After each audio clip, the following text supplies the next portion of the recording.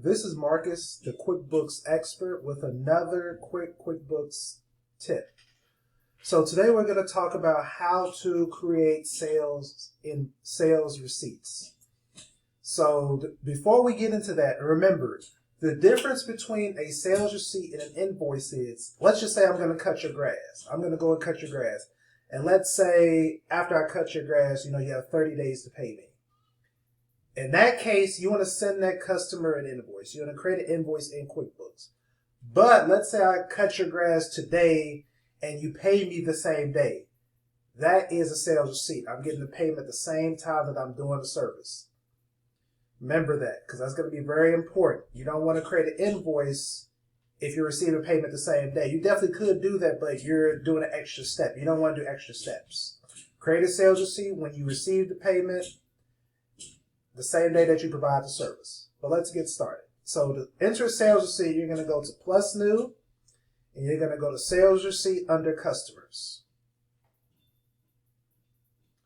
You're going to enter in a customer name. So let's just choose a customer name. We'll say Diego Rodriguez. And we say the sales receipt date is today. And we're going to say he paid us with cash.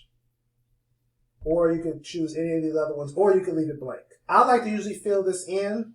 So, especially if they pay me with a check, I can enter the check number in here. So let's say, months come down the line and they're like, why didn't you cash this check? And I'm like, okay, what check number was it? And I can go back to QuickBooks to see what the check number is that I put in. So that's why it's important kind of to use that, especially when using a check. Okay, but we're going to leave it blank though.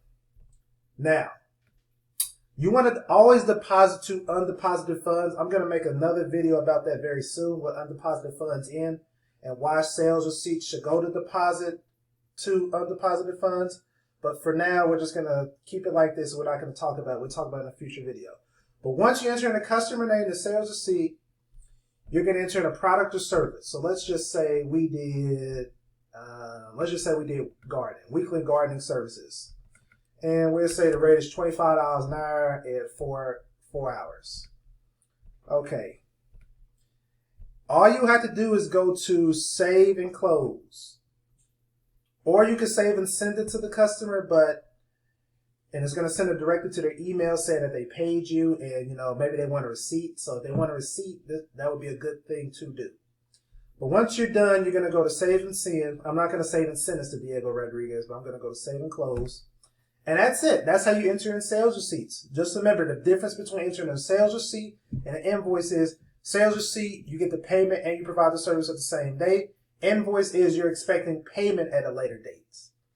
So please subscribe. I'm going to be creating a lot of videos. So when I'm done, you're going to be a QuickBooks expert just like me. So subscribing will really help me out. Like the video, and I'll see you in the next video.